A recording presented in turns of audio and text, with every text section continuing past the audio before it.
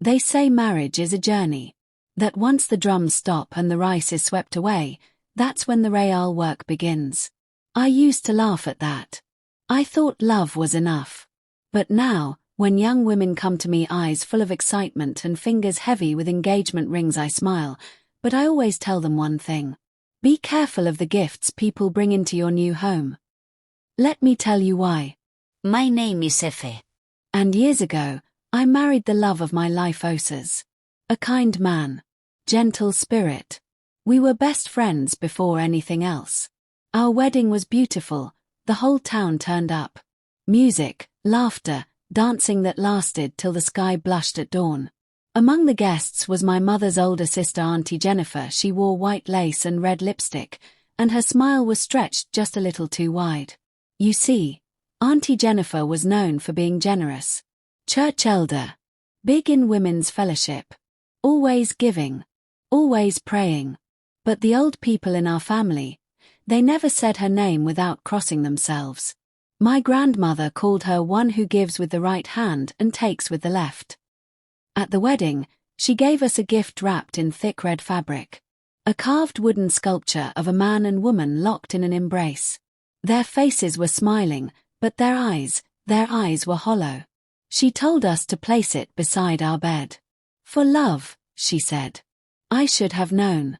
That night, I dreamed of a woman standing at the foot of our bed. He had no face, just darkness where features should be. He whispered strange words while Osas lay still, breathing like he wasn't really there.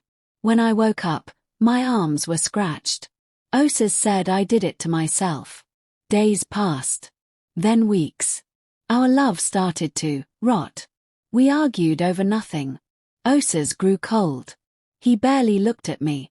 He started sleep-talking. Once, I caught him sitting on the bed, talking to the sculpture. Whispering. I would cry, and he would laugh. Or sometimes, just stare. The man I married was slipping through my fingers like smoke. That was when I ran to the only person I trusted more than myself, my grandmother. She touched the sculpture once, then pulled her hand away like it had burned her. Our wood, she whispered. This is not for decoration. It was carved from a cursed tree. A tree that grew where blood cried from the soil. She told me Auntie Jennifer had bound dark spirits into the sculpture, spirits of jealousy, confusion, and loss.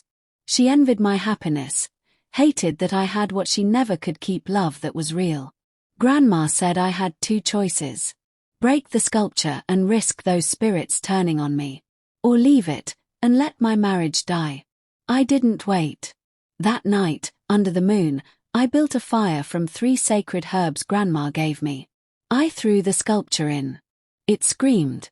Not like wood cracking. I mean, it screamed like a person being burned alive. Osas collapsed. I thought he was dying. But when the flames went silent, he opened his eyes, and they were clear again. The next morning, Auntie Jennifer was found half naked on her bedroom floor, her skin burnt and peeling, her white lace melted into her skin. She never spoke again. Some say she went mad. Others say the spirits dragged part of her soul when they left. So, my dear daughters, when you marry, pray with your husband. Cover your home with truth. And never ever accept every gift with open arms. Some gifts come wrapped in prayers. Others come wrapped in curses. And sometimes, they look exactly the same. If you enjoyed this story, like, share and subscribe to Tales by Amy.